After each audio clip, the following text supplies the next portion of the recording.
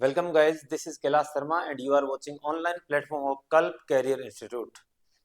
और जैसा कि आप लोगों को तो मालूम ही है कि आपके एग्जाम जो है वो 17-18 से स्टार्ट हो रहे हैं। साइंस मैथ का एग्जाम जो 18 तारीख को है। काफ़ी अच्छी बात यह है दोस्तों कि आपको 17 तारीख को सेकंड शिफ्ट में नहीं डाला गया, आपको 18 तारीख दी गई। सुबह आराम से आप रिलैक्स होकर एग्जाम दीजिए। हम जमादार एग्जाम जो हुआ था थोड़े टाइम पहले, इसी आरएसएस भी ने लिया था सेकंड ग्रेड। इसने इसमें मैथ और साइंस दी थी, बढ़िया मैथ और साइंस के क्वेश्चन थे। एक्चुअल में खास बात ये है कि ये लेटेस्ट पैटर्न पर डिपेंड थे, कि यानी यहाँ से जो क्वेश्चंस उठाए गए थे इस पेपर के अंदर, वो क्वेश्चंस जो थे वो आपको एकदम लेटेस्ट पैटर्न पे मिलेंगे। आपको नई तरह की मैथ और नई तरह की साइंस देखने को मिलेगी। तो आप इस बात को ध्यान रखना कि आप रीट के एग्जाम को देने से पहले इस पेपर को जरूर देख लें, ताकि आपको ये माइंड में ये क्लियर हो जाए कि हमें एग्जाम किस तरह का मिल सकता है। हमारा माइंड सेट अगर अच्छा रहा, पॉजिटिव रहा, तो ऑब्वियसली बात है दोस्तों कि हमारी परफॉर्मेंस जो है वो पीक को छुएगी। और जब आपकी परफॉर्मेंस आपकी पीक को छुएगी तो आपकी सफलता को दोस्तों कोई नहीं रोक सकता, आपका सिलेक्शन तय हो ही जाता है। चलिए हम स्टार्ट करते हैं क्वेश्चंस। ईश्वर का नाम लेते हैं और ईश्वर से प्रार्थना करते हैं कि हमारे सभी साथियों को सफलता प्रदान करें। फर्स्ट क्वेश्चन दोस्तों आपकी स्क्रीन पे, किसी वर्ताकार खेत की 0.50 प्रति वर्ग मीटर की दर से जुताई करने की लागत 1925 रुपए है। इस खेत की रुपए 24 प्रति मीटर की दर से बाड़बंदी तार खींचने की लागत क्या होगी। आप देखिए कि जो लागत दे रखी है जुताई की लागत कितनी दे रखी है, 1925 रुपए। कितनी? 1925 रुपए दे रखी है। और किस हिसाब से? 0.50 रुपए प्रति वर्ग मीटर। तो हम टोटल एरिया फाइंड कर लेते हैं। इसका मतलब हमने टोटल एरिया को जब मल्टीप्लाई किया 0.50 से, तो हमें 1925 रुपए का खर्चा आया। इसका मतलब एरिया जो है वो क्या मिलेगा आपको, 1925 डिवाइड बाय 0.50। और यहाँ से 100 हो जाएगा और 50 को 2 से, और 3850 मीटर स्क्वायर। इतना क्या है अपना खर्चा आ जाएगा, ये सॉरी एरिया आ जाएगा। अब इस खेत की 24 रुपए प्रति मीटर की दर से बाड़बंदी करनी है। जो आपका खेत है वो वर्ताकार है, सॉरी कैसा है, वर्ताकार है। तो वर्ताकार है तो हमें क्या करनी पड़ेगी, बाड़बंदी करनी है। तो इसका मतलब इसकी परिधि ज्ञात करनी पड़ेगी। 2 पाई आर का खर्चा देखना पड़ेगा। किसका खर्चा देखना पड़ेगा? 2 पाई आर का। और 2 पाई आर का देखना है तो हमें पहले आर मालूम होनी चाहिए। तो आर हम मालूम करते हैं, तो आर मालूम करेंगे पाई आर स्क्वायर से। Pi R square equal to 3850। R square बराबर 3850 गुणा पाई की वैल्यू 22/7, और ये हो जाएगी 7/22। 22 से आप कैंसिल कीजिए, 22 से कम 22 कितने रह गए, 16। और 165, 22 आते 154, 11 बाई 5 110। आर स्क्वायर क्या हो गया, 175 गुणा 7, 175। आप मल्टीप्लाई करके आप स्क्वायर रूट फाइंड करेंगे, उससे बढ़िया है कि आप 175 के क्या कीजिए, आप अभाज्य गुणनखंड कीजिए। 7 5 12 13, 5 5 3 15, और 5 3 15, और 2 रह लिए, 5 5 25, 5 7 35, 7 एकम 7। इसका मतलब 5 गुणा 5 गुणा 7 गुणा 7 आ लिए, ये जोड़े बन गए। 5 गुणा 7, आर की वैल्यू आ गई 35। आर की वैल्यू कितनी आ गई, 35 आ गई। अब 2 पाई आर करना है हमें। 2 पाई आर, 2 पाई आर करना है। और एक का खर्चा कितना है, प्रति मीटर का खर्चा है 24 रुपए।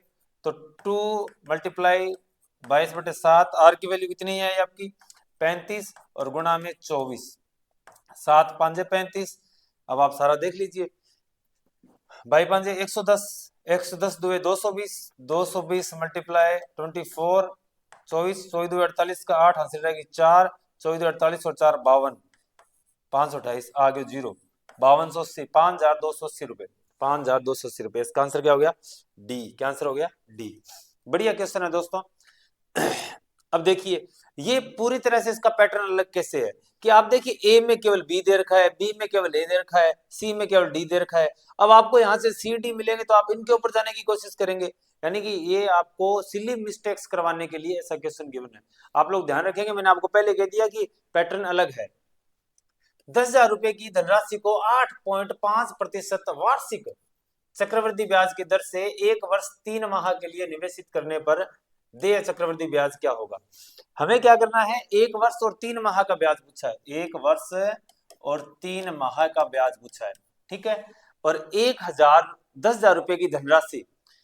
तो हमें तो चक्रवृद्धि ब्याज बताना है। चक्रवृद्धि ब्याज के लिए सूत्र क्या होता है आपको मालूम है कि प्रिंस जो आपकी अमाउंट होती है मिश्र धन होता है वो P multiply principal 1+R divide by 100, और यहाँ क्या होती है टाइम टी की पावर होती है। ठीक है, P क्या है अपना प्रिंसिपल कितना है 10,000 रुपए है, मूलधन कितना है 10,000 रुपए है, 1+R।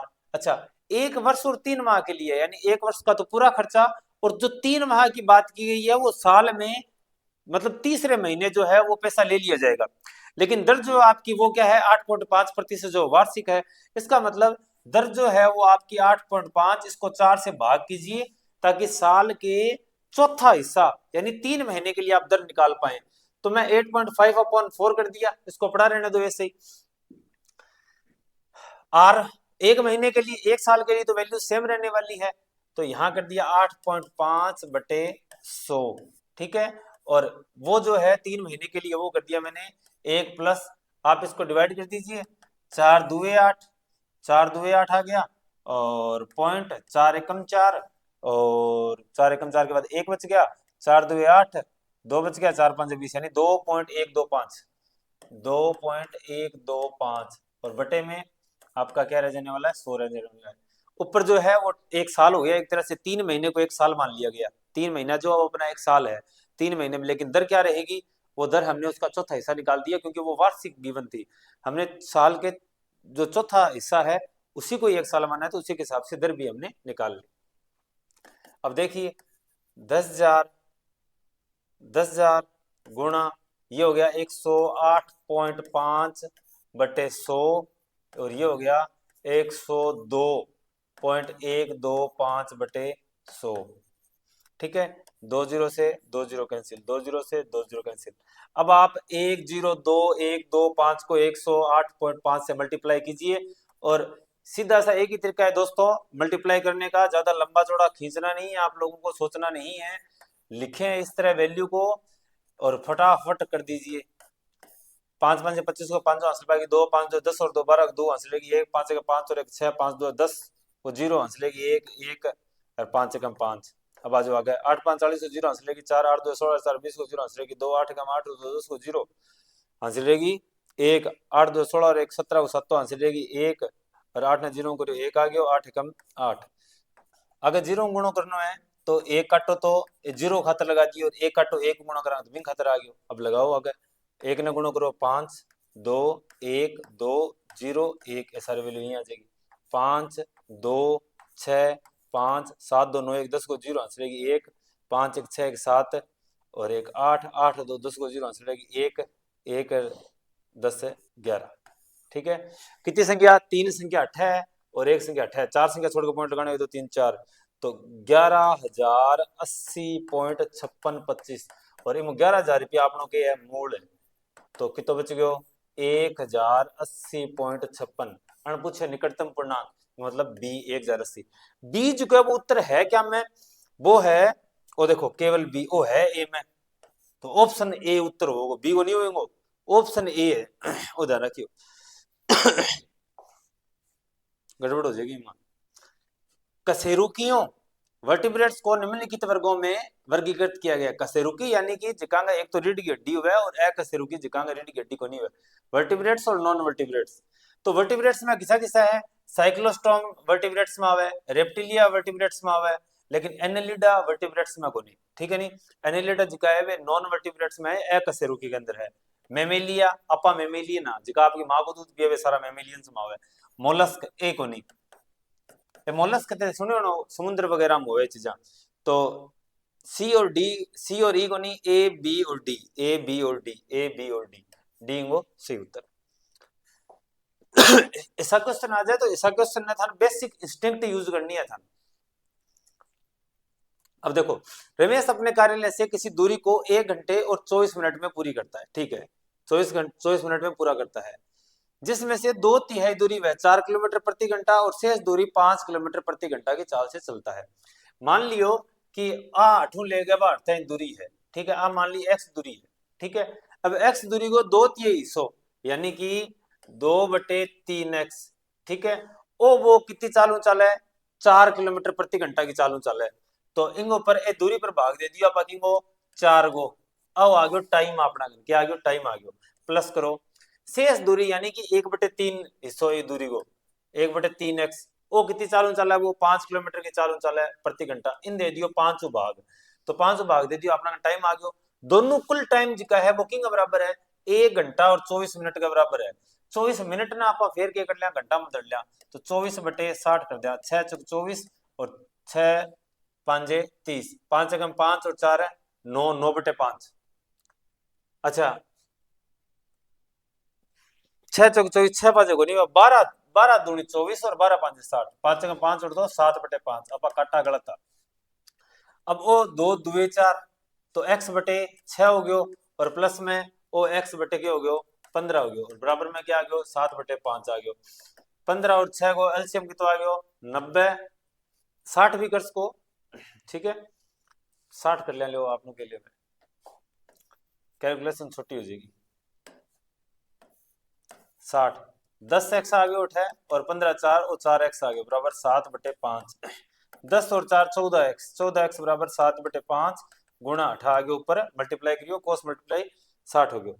अब x ने विलपास, x ने लिपास रख लियो, 14 ने विलपास ले जावा 60/14, 7 2 14, ठीक है 5 12 और 2 6, x आ गयो 6, कुल दूरी कितनी है 6 किलोमीटर।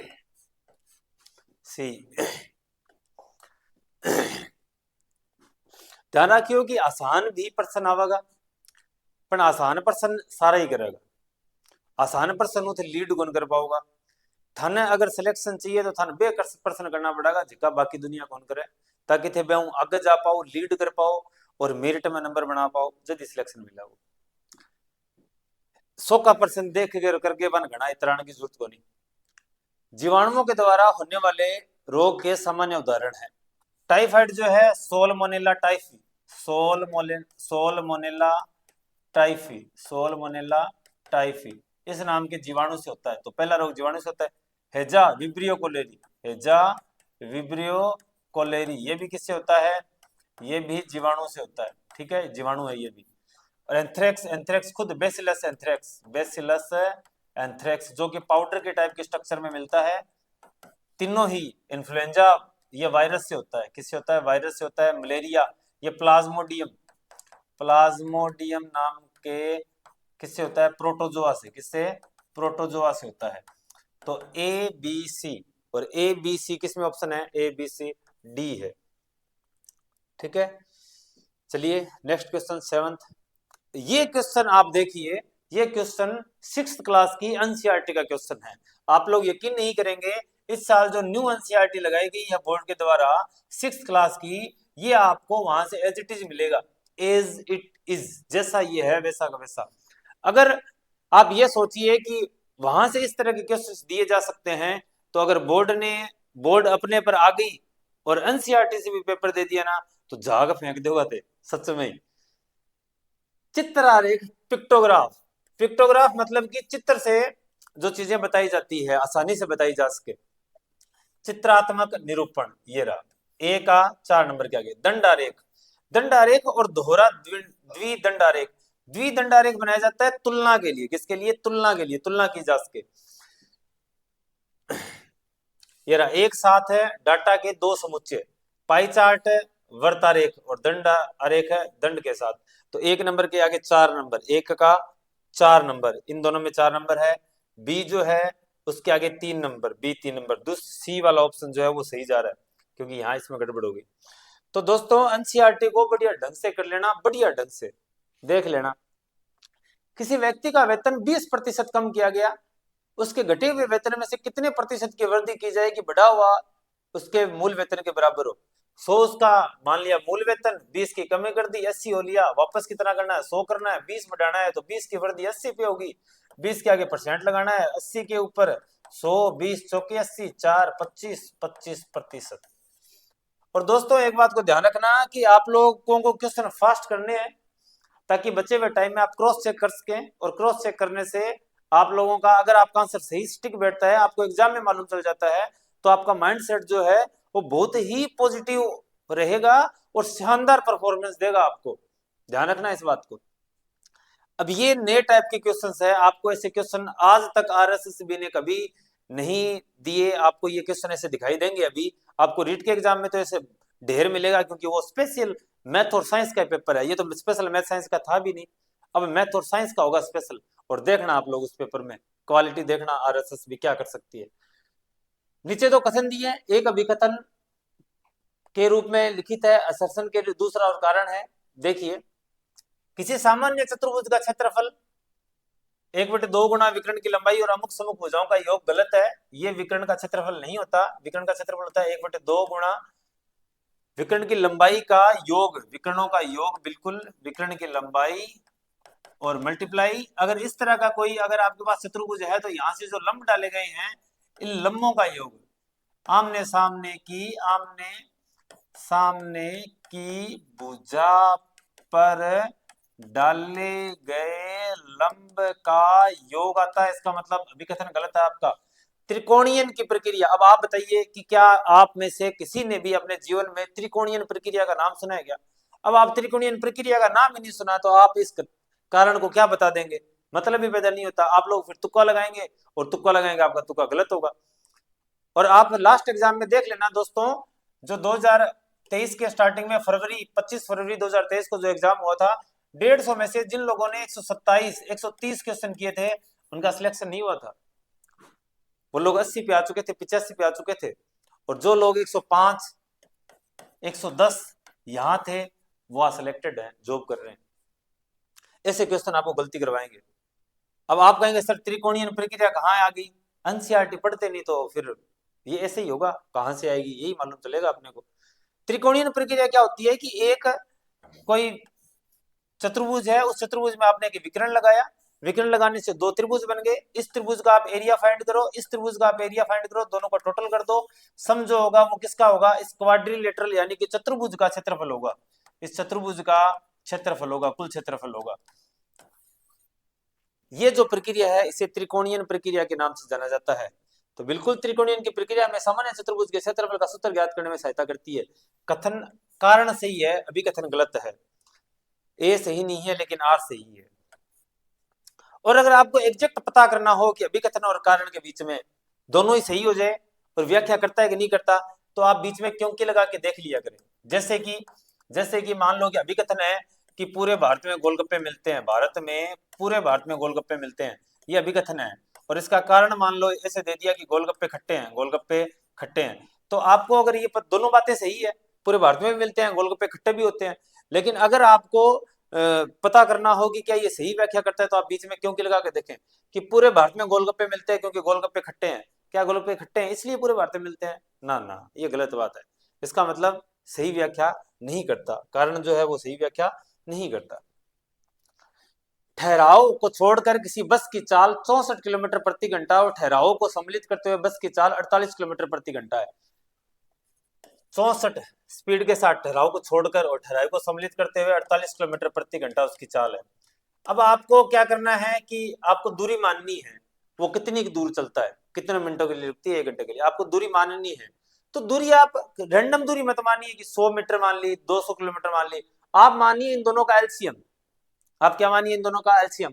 आप इन दोनों का एलसीएम मानेंगे तो आपको एलसीएम मिलेगा इनका 8 चौके 32 का 2, 3 4 चौके 16 और 3 19, 192। आप इन दोनों का एलसीएम मानिए, 192 किलोमीटर मान ली दूरी है। 192 किलोमीटर अगर दूरी है तो 64 किलोमीटर की चाल से चलेगा तो वो 3 घंटे लग रहे हैं उसको। कितने घंटे लग रहे हैं? 3 घंटे। और 48 किलोमीटर की चाल से चल रहा है तो उसको कितना टाइम लग रहा है? 4 घंटे लग रहे हैं। कितने घंटे लग रहे हैं? 4 घंटे। इसका मतलब ये हुआ कि जो 1 घंटा एक्स्ट्रा लग रहा है ना, ये रुकने में लग रहा है। किस में लग रहा है? रुकने में लग रहा है। 1 घंटे को 4 घंटों में इक्वली डिवाइड कर दीजिए, कितनी देर रुक रहा है? 1 घंटे में 60 मिनट होते हैं, 60 को 4 से डिवाइड कर दीजिए, 15 मिनट, यानी कि 1 घंटे में वो कुल 15 मिनट का ठहराव है उसका। बस आप क्रॉस चेक कीजिए इन क्वेश्चंस को। अगर आप क्रॉस चेक नहीं कर रहे हैं तो ये आपकी सिली मिस्टेक्स के नाम से गलतियां होगी। फिर थे मुंह ढक्कन सो करोगा। ऐसक से धातु निष्कर्षण में शामिल चरण है। ऐसक से धातु प्राप्त करने के कई चरण होते हैं। सबसे पहले जब हम कुछ भी मटेरियल को अर्थ से डिग करते हैं, निकालते हैं, तो उसको हम खनिज बोलते हैं। क्या बोलते हैं? उसको हम खनिज बोलते हैं। और जिन खनिजों से अयस्क यानी कि धातु प्राप्त किया जा सके, और वो भी कम लागत पर, यानी कि उनको प्राप्त करना है वो फायदेमंद हो, तो उसे हम कहेंगे, उन खनिजों को कहेंगे क्या, अयस्क कहेंगे। सबसे पहले अयस्क को क्या किया जाता है, अयस्क को चूर्णित किया जाता है। क्या क्या किया जाता है, चूर्णित यानी पीसा जाता है। उसके बाद इसका क्या किया जाता है, इसका सांद्रीकरण, क्या किया जाता है, सांद्रीकरण किया जाता है, जिसका इसने नाम दे रखा है संकेंद्रण, वही है सांद्रीकरण। उसके बाद इसको गर्म करना यानी ऑक्साइड में परिवर्तित करना। किस में परिवर्तित करना, ऑक्साइड में परिवर्तित करना।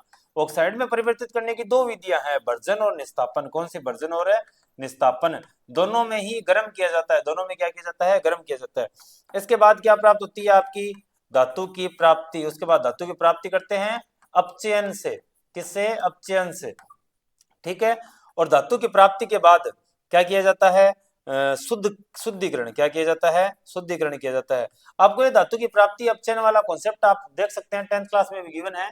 जिंक ऑक्साइड, जिंक के जो है जिंक कार्बोनेट और जिंक सल्फाइड, ये दो तरह के एसक मिलते हैं।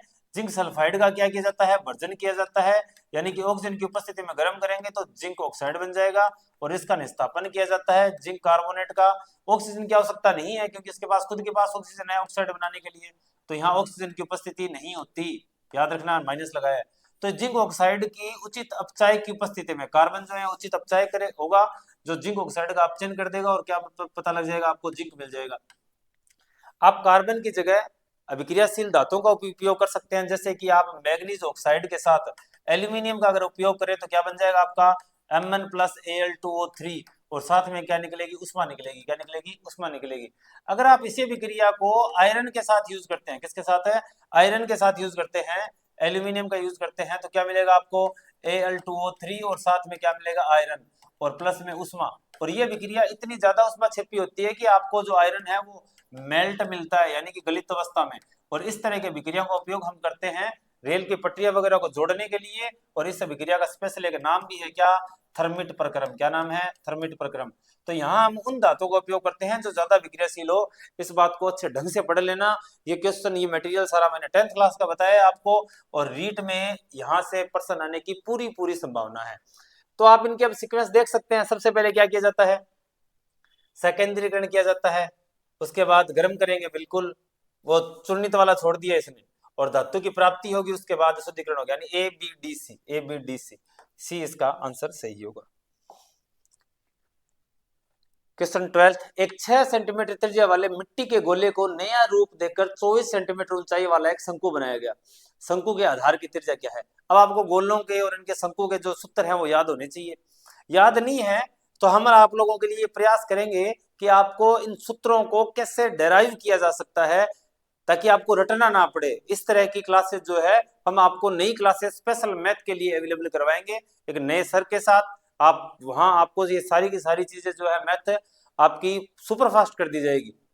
एक सवाल को 3-3, 4-4 तरीकों से हम करेंगे, ताकि हम क्रॉस चेक कर सकें, हम एग्जाम के अंदर ही ये पता कर सकें कि हमारे कितने क्वेश्चन सही हैं, कितने क्वेश्चन गलत हैं, ताकि हमारी सफलता जो है वो एग्जाम में ही सुनिश्चित हो सके। तो अभी तो मैं आपको सीधे फॉर्मूले यहाँ बताऊंगा, मेरे को तो याद है, अच्छी बात है। आप लोगों को नहीं याद है तो इस एग्जाम के लिए तो याद कर ही लेना। 6 सेंटीमीटर त्रिज्या वाले मिट्टी के गोले को नया रूप देकर 24 सेंटीमीटर ऊंचाई वाला शंकु बनाया गया, यानी दोनों का आयतन सेम रहेगा। तो 6 सेंटीमीटर त्रिज्या वाला, यानी कि आप गोले का आयतन लगाओ 4/3 पाई आर क्यूब, R1 लगा दिया गोले के लिए, ठीक है। और ये किसके बराबर होगा, शंकु के गोले के बराबर, शंकु जो है उसके आयतन के बराबर होगा, और शंकु का आयतन होता है 1/3 पाई आर, ये 2 लगा दिया h, ठीक है। 4/3 गुणा पाई, आर की वैल्यू कितनी देर की है, 6 देर की है आपको गोले के लिए, 6 गुणा 6 गुणा 6, और 1/3 पाई R2 इंटू h की वैल्यू कितनी है, 24। अब देखिए 3 से 3 कैंसिल कीजिए, पाई से पाई कैंसिल कीजिए। आपको कैलकुलेशन भी ढंग से करनी है। आप लोग यहाँ पहले इसको हल करने लग जाओगे, गुणा करने लग जाओगे 22/7 निकाल के, ऐसा कुछ मत करना, फास्ट करना है अपने को, ताकि हम पता कर सकें। अच्छा, बाकी सारा उस तरफ ले जाइए। अब R2 बच गया स्क्वायर, 4 गुणा 6 गुणा 6 गुणा 6, और 24 इस तरफ ले जाइए। 6 चौके 24, 4 से 4 कैंसिल, आर की वैल्यू आ गई कितनी, 6, 6, ठीक है। मस्तिष्क का निम्नलिखित में से कौन सा भाग मुख्यतः सोचने चिंतन का कार्य करता है? अगर मस्तिष्क, ये भी एनसीईआरटी का क्वेश्चन है। पश्च मस्तिष्क में मेडुला ऑब्लिंगेटा, सीधी लाइन में चलना, वो वाली कहानी होती है। कौन से रोग किससे फैलते हैं? वायु, निमोनिया जो है वो वायु ही फैला है। निमोनिया यानी जुकाम, आप खांसी लेवा पार्टिकल्स आगे चले जावा, बिंग सके वायरस भी चले जावा। कोलेरा, हैजा, हैजा जल से फैलता है, ध्यान रखना इस बात को। एड्स जो है वो यौन संपर्क से फैलता है। और मलेरिया जो है वो रोग वाहक है, और होता किससे? ये प्लाज्मोडियम से होता है। तो ए के आगे 1 नंबर, बी के आगे 2 नंबर, सी के आगे 3 नंबर, डी के आगे 4 नंबर। ये आपका ऑप्शन। विद्युत इलेक्ट्रिक तारों को एक दूसरे से जोड़ने के लिए उपयोग किया जाने वाला सोल्डर, सोल्डर जो है ये बनता है किससे? लेड और टिन से। लेड और टिन से बनता है। 70% और 30% इंक्लूड करते हैं इसके अंदर। तांबा और जिंक जो है वो बनता है किसके लिए? तांबा और जिंक पित्तल बनाता है। क्या बनाता है? पित्तल बनाता है। तांबा और टिन क्या बनाता है? कांसा बनाता है। क्या बनाता है? कांसा बनाता है। और इस बात को ध्यान रखना, कांसा जो होता है उष्मा का कुचालक है, उष्मा का कुचालक है। ठीक है, लेड और टिन आपका उत्तर हो गया। ये बाकी कुछ भी नहीं है, सी, केवल सी, और केवल सी ए में है। अब आप यहां सी मत ठोकाना जल्दबाजी में। ये नया पैटर्न है दोस्तों, आरएसएसबी का नया पैटर्न है। मैं आपको बहुत बार बता रहा हूं, आप लोग इसको अच्छी तरह से माइंड में बिठा लेना। निम्नलिखित में से कौन सा समांगी मिश्रण का एक उदाहरण है? चीनी और नमक। समांगी मिश्रण का उदाहरण पूछा है। चीनी और नमक क्या आपको लगता है समांगी मिश्रण है?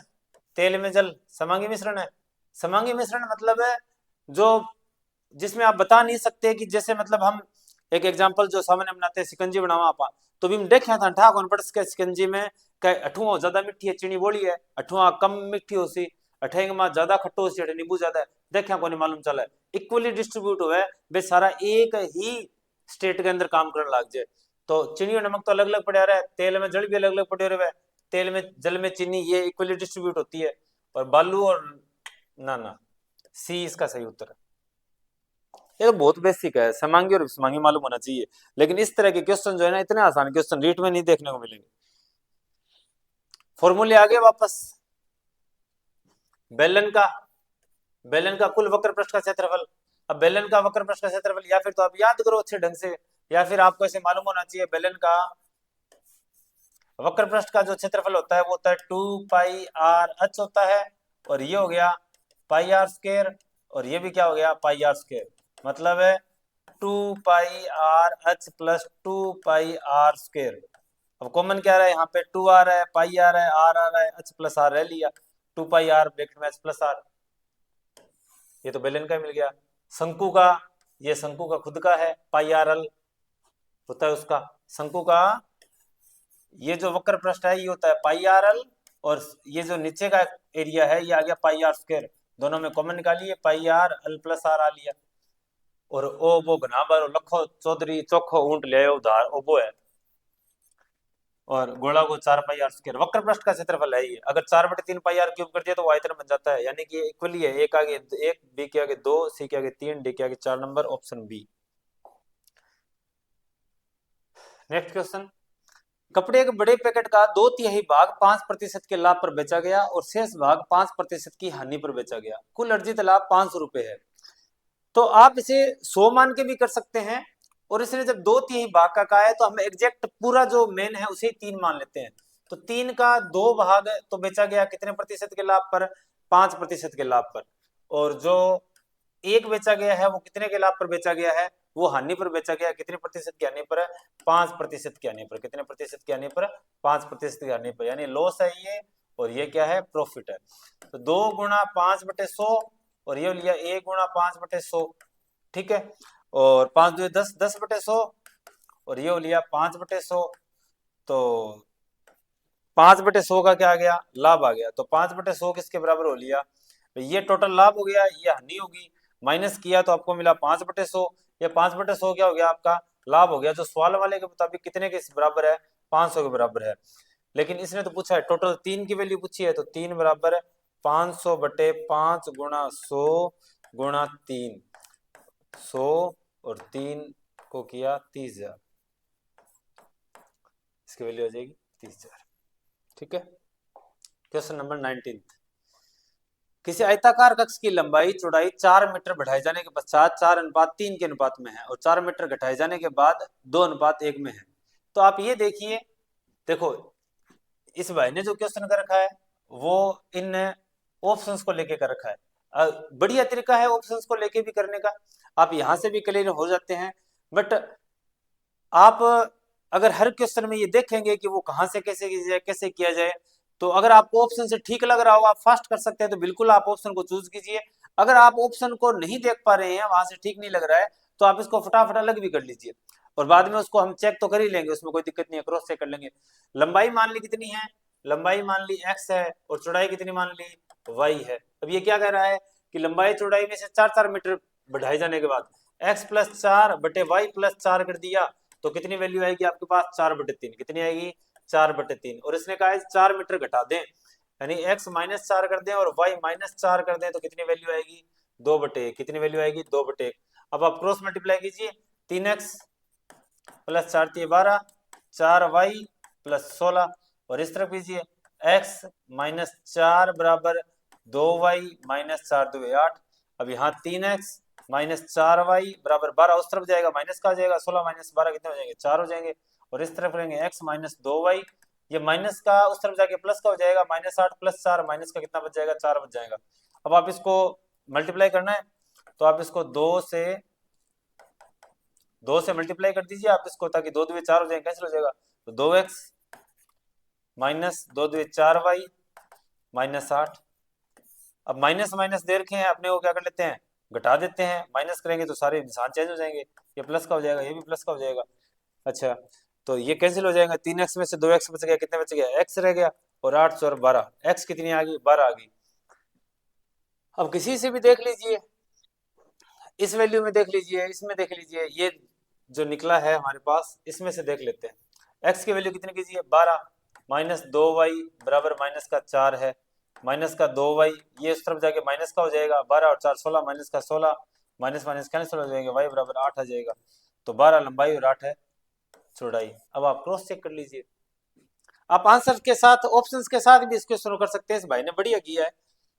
अगर इस तरह का कोई हो क्वेश्चन तो आप ऐसे भी कीजिए, बिल्कुल कीजिए। अब ये देखिए नए तरह के क्वेश्चंस है। अब देखिए कि 10 वर्ष का वार्षिक दर पर 3 वर्षों के लिए संयोजित ब्याज, बहुत आसान है, कोई खास लंबा चौड़ा काम नहीं है। 10,000 गुणा 110/100 गुणा 110/100 गुणा 110/100, 2 0 से 2 0 कैंसिल, 2 0 से 2 0 कैंसिल, 1 0 से 1 0 और 1 0 से 1 0, 11 को 11 से किया 121 और 111 को 11 से किया 1331। ठीक है, लग गया एक 0, माइनस 10,000 रुपये है तो 3310 रुपये। ठीक है, सेम आ रहा है। ये सारे ऐसे ही क्वेश्चन है, इसमें क्या है 3 वर्षों के लिए 6 माह संयोजित है। अब दर जो है वार्षिक दे रखी है और 6 माही संयोजित है, कितने में संयोजित है 6 माही, मतलब हमें क्या करना है 6 महीने से ब्याज लेना है। 3 साल में 6 महीने से ब्याज लेते रहेंगे, तो इसका मतलब ये मान लिया कि 1 साल, ये 2 साल, ये 3 साल, बट हम 3 साल में ले नहीं रहे, हम छठे महीने ब्याज लेने पहुंच जाते हैं। छठे महीने पहुंच गए, छठे महीने पहुंच गए, तो 1 1 2 3 4 5 6, तो एक हिसाब से हम 6 साल पे चल रहे हैं। लेकिन ये वार्षिक दर दे रखी है और ब्याज हम आधे टाइम से ले रहे हैं, तो इसका मतलब हम ब्याज का भी क्या कर देंगे, इसका वार्षिक दर का भी क्या कर देंगे 10% का, सॉरी आधा कर देंगे, यानी 105, 5% हो जाएगी दर, 5% दर हो जाएगी। और समय जो है वो कितना साल हो जाएगा 6 साल का, समय कितना हो जाएगा 6 साल का। तो यानी कि आपका क्वेश्चन क्या होगा, अब आपका क्वेश्चन ये होगा 10,000 गुणा 105/100 गुणा 105/100 गुणा 105/100 गुणा 105/100 गुणा 105/100 गुणा 105/100। अब करते रहना इनको, इन दोनों का गुणा करोगे, ये तो मैं आपको बता देता हूँ,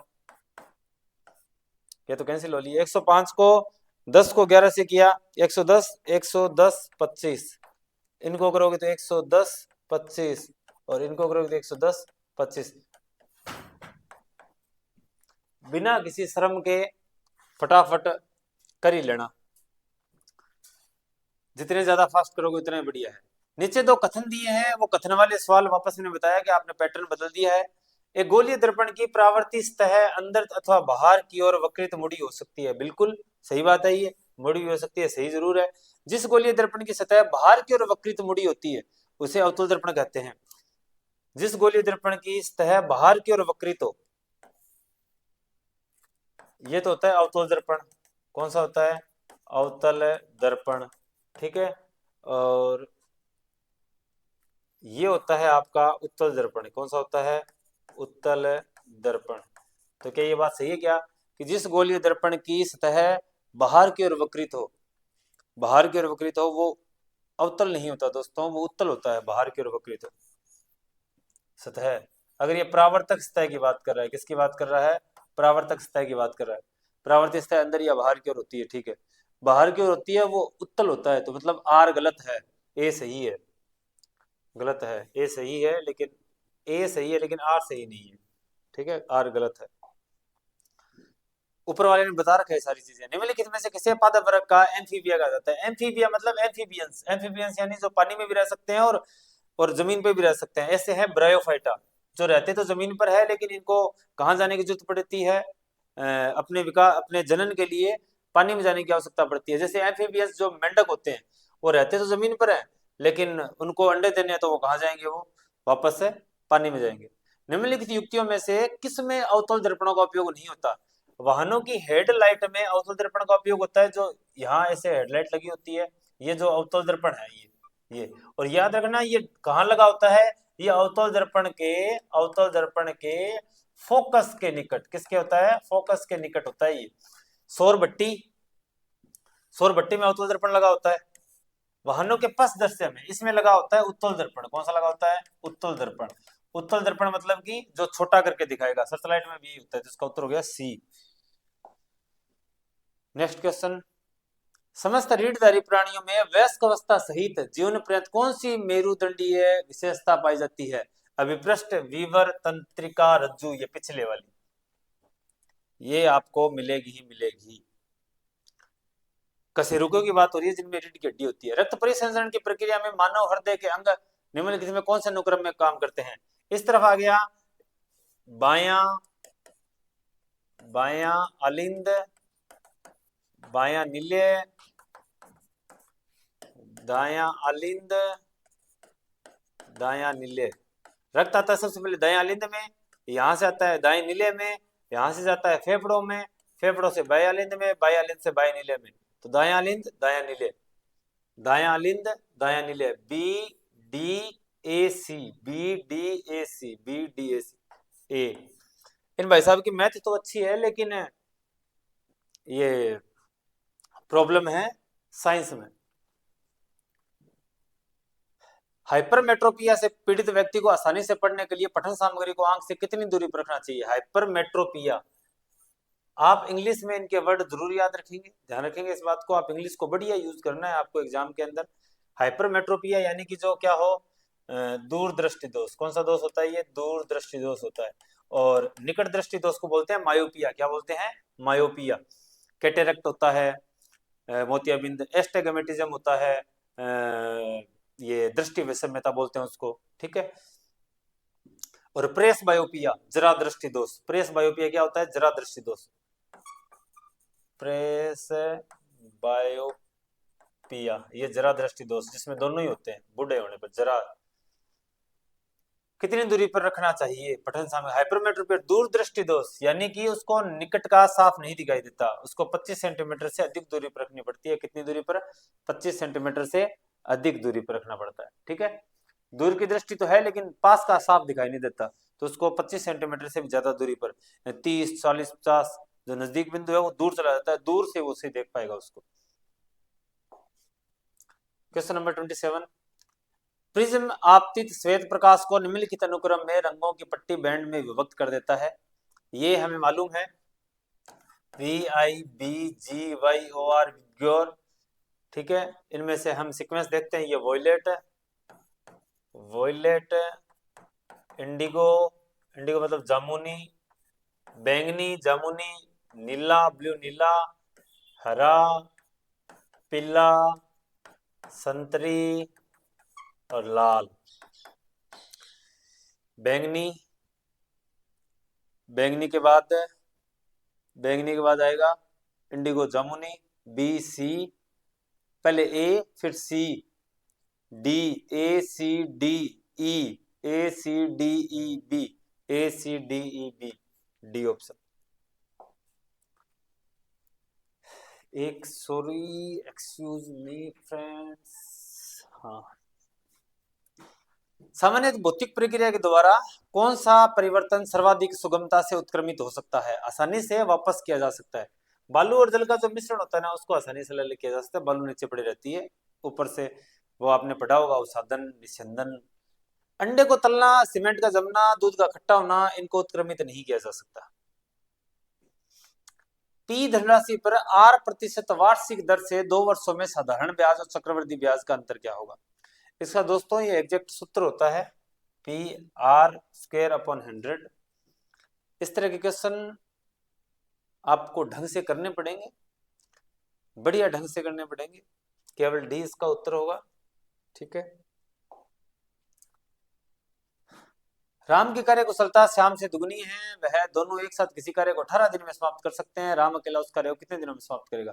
राम की कार्य कुशलता श्याम से दुगनी है। श्याम की मान ली कितनी, 100 है, तो राम की कितनी है, 200। यानी कि श्याम एक दिन में 100 काम करता है, राम 200 काम करता है, दोनों मिलकर 18 दिन में कर सकते हैं। यानी 200 + 100 को मिला दिया जाए 300, तो ये 18 दिन में काम कर सकते हैं। 18 × 54, इसका मतलब 5400 अपना कुल काम है।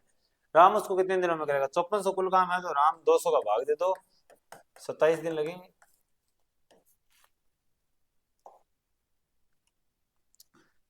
नीचे 2 कथन है, देखते हैं। चांदी की वस्तुएं वायु में उद्भासित होने पर कुछ समय पश्चात काली पड़ जाती है। बिल्कुल एक कथन एकदम सही है। चांदी वायु में तांबे के साथ अभिक्रिया करके चांदी पर कॉपर कार्बोनेट की परत चढ़ा देती है। ना ना, चांदी इसलिए काली नहीं होती, चांदी जो है वो हाइड्रोजन सल्फाइड जैसी गैसों के साथ अभिक्रिया करके Ag2S बनाती है, सिल्वर सल्फाइड, इसकी वजह से काली हो जाता है। ए सही है लेकिन आर सही नहीं है।